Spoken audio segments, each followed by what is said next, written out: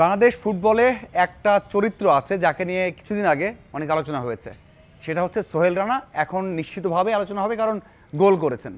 দেখুন, আমি তার খেলা দেখছি 14 সাল থেকে। হ্যাঁ, আমি 14 সাল থেকে খেলা দেখছি। একটা খেলার কথা মনে আছে আমার, যে নেপাল অনূর্ধ্ব-23 দলের সাথে আর্মি স্টেডিয়ামে খেলা ছিল, আমি মাঠে ছিলাম, তখনও আমি সাংবাদিক। সেই সময়টাতে একটা দূরপাল্লার শটে, যে শটটা করেছেন এর থেকেও বাইর থেকে গোল করেছিলেন। সেই সময় আর বুঝতে পেরেছিলাম যে এই ছেলেটার মধ্যে কিছু একটা আছে, লং টাইম খেলবেন। দেখুন, তার বয়স চলে এখন 30 বছর, কিন্তু ন্যাশনাল টিমে খেলে ফেলেছেন 11 বছর। মানে একজন ফুটবলার যখন পিক টাইম, সেই সময়টায় 11 বছর খেলে ফেলেছেন ন্যাশনাল টিমে। তার মানে বুঝতে পারেন যে এর মধ্যে কত ট্যালেন্ট আছে। হ্যাঁ, আপনি হয়তো বলতে পারেন যে একটা গোল করেছেন, এখন তো বলবেন, কিন্তু না, আমি এর আগেও বলেছি যে এই ছেলেটা বা সোহেল রানা বাংলাদেশের অনেকে রেসপেক্ট দেন না, রেসপেক্ট পাওয়া উচিত। হ্যাঁ, হয়তোবা সবশেষ প্রিমিয়ার ডিভিশনে ভালো যায়নি, প্রিমিয়ার লিগে হয়তো গোল পাননি, সেভাবে অ্যাসিস্ট পাননি, আলোচনায় আসেননি, ফর্মে নেই, বাদও পড়তে পারেন, দলে নাও থাকতে পারেন। কিন্তু আমার মনে হয় যে লং ক্যারিয়ার, তার এক্সপিরিয়েন্স, এটাকে আমাদের অবশ্যই এটাকে কাউন্ট করা উচিত, এবং সেজন্যই হয়তোবা কাবরেরা রেখেছে। আমরা সবসময় তো কাবরেরার কথা বলি, হ্যাঁ, কিছু জায়গায় অবশ্যই ভালো কাজ করেন, আমার মনে হয় তাকে রাখা ঠিক আছে। তবে একটা সমালোচনা বা একটা বিষয় বলতেই পারি, শুধুমাত্র তো আমরা ওই যে 10 বছর ন্যাশনাল টিমে খেলেছেন অথবা একটা গোল করেছেন বা ভালো খেলেন, ফিটনেস ঠিক আছে, এটা না। আমার মনে হয় যে পারফরমেন্সটাও ইম্পর্টেন্ট।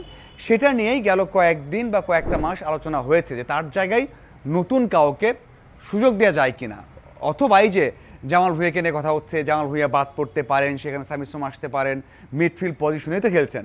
তো সেই জায়গায় জামাল ভুঁইয়া থাকলেন, সামির সোমও থাকলেন, এবং ফাহমিদুল উইংয়ে থাকলেন, রাকিব উইংয়ে থাকলেন, ফরওয়ার্ডে একজন ভালো ফরওয়ার্ড পাওয়া গেল, হতে পারে, মানে এভাবে চিন্তা আসতে পারে। কিন্তু আমার মনে হয় যেটা প্লাস পয়েন্ট কোচ চিন্তা করেন, সেটা হচ্ছে তার বয়সটা এবং তার এক্সপিরিয়েন্সটা, এই জন্য তাকে রাখা হয়। তবে এটাও ঠিক, যদি পারফর্ম না করেন, যদি লং টাইম, হয়তো এটা বলতে পারেন যে মিডফিল্ডার এতদিন খেলেছেন কিন্তু তার গোল সংখ্যা কেন ফার্স্ট গোল হলো, সবশেষ গোল করেছেন, ওটা ফার্স্ট গোল ছিল, এবং অনূর্ধ্ব-23 দল যে ঘটনার কথা বললাম সেটা ফার্স্ট গোল ছিল, মানে ওটা বয়সভিত্তিক দলে। তো ন্যাশনাল টিমে এতদিন পর ফার্স্ট গোল পেয়েছেন, যদিও মিডফিল্ডার আরও 2-1টা গোল হয়তো পাওয়া উচিত ছিল, বড় মঞ্চে আরও ভালো করা উচিত ছিল, সেটা হয়নি। তবে আমার মনে হয় এখনও সুযোগ আছে।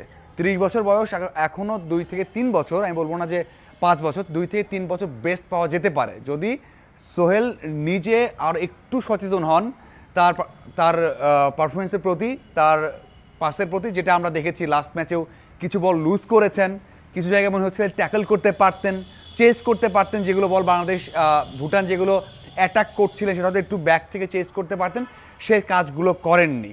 সেজন্যই কথা উঠছে এখনও গোল করার পরেও যে কেন সেই কাজগুলো করেননি, বা তার পারফরমেন্সটাকে খুব বেশি হাইলি রেট করা হচ্ছে না। তবে আমার মনে হয় এই 2 থেকে 3টা বিষয় যদি ঠিক করতে পারেন, আরও 2 থেকে 3 বছর ভালো করতে পারবেন। তবে সোহেল রানার অবশ্যই রেগুলার পারফরমেন্সের ঘাটতিটা রয়েছে, এটা সবার চোখেই পড়েছে। আমি বিশ্বাস করি অনেকদিন খেলেছেন, কোচ দেখবেন এবং নিজেও সচেতন হয়ে সামনের দিকে আরও ভালো করবেন।